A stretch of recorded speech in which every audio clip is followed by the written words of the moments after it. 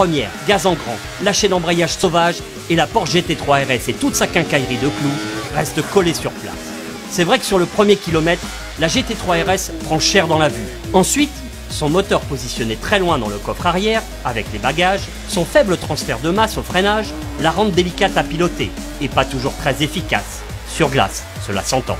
Les 450 chevaux ne lui sont pas toujours utiles, tant le principal problème reste de doser savamment les gaz pour trouver la bonne vitesse de patinage et conserver un minimum d'adhérence. Du côté de la R1, les accélérations sont quasiment aussi foudroyantes que sur le sec, avec un 258 km/h relevé au compteur dans la longue ligne droite du Paul Ricard. L'ancien record de vitesse sur glace détenu par Craig Jones avec 20 bornes de moins est pulvérisé, désagrégé. Pour la R1 et son pilote, le problème se situe davantage sur les prises d'angle maxi.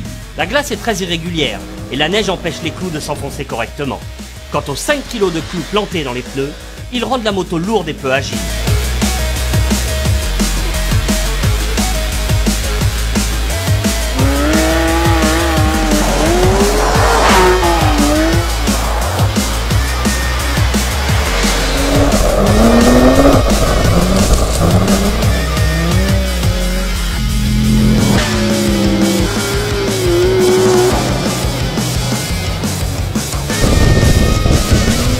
Alors au final, que croyez-vous qu'il se passa entre ces deux-là? Ce qu'il devait se passer. Avec un meilleur chrono en 3 minutes 2 secondes et 7 centièmes, c'est un retard de 39 secondes au tour que la Porsche GT3 RS accuse. Sur la R1, Serge Nuc accusera lui un bon volume, à force de chercher la limite.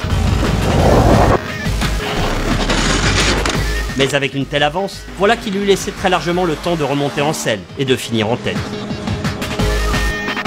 Nous interrompons nos programmes pour une courte pause commerciale.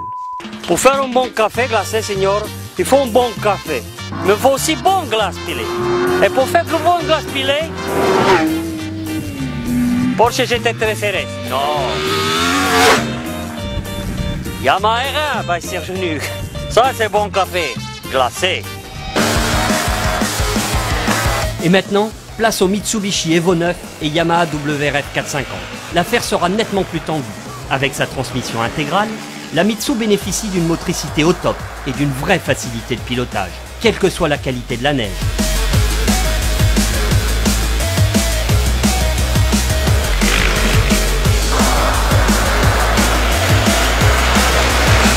S'il rame un peu avec ses 147 km/h de vitesse de pointe, Serge va toutefois profiter du grand guidon, de la roue avant de 21 pouces et du poids archi contenu de la WRF 450 pour placer lui aussi sa machine au millimètre et jouer d'appel et de contre-appel en entrée de courbe, obtenant le même résultat qu'en première manche, à savoir une gaufre bien glacée et une victoire pour une toute petite seconde d'avance sur la Mitsu Evo 9.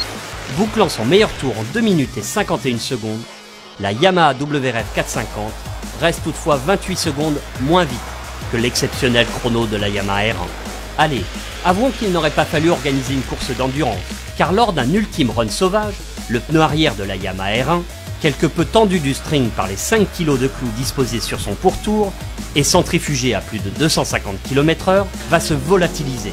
Enfin de quoi réconcilier tout le monde, petit motard qui pue et caisseux sans mérite avec leurs 4 roues. Et Serge, elle est sympa ta bécane, mais bon, tu fais 3 tours, c'est réglé.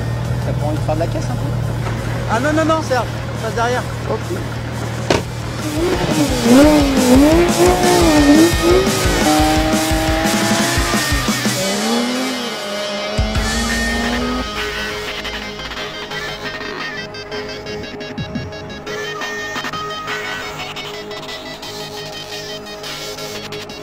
Allez Kiki, c'est parti, go!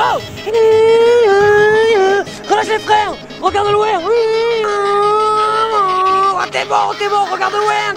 Oh Kiki, héroïque. Oh putain, il est bien ce Kiki.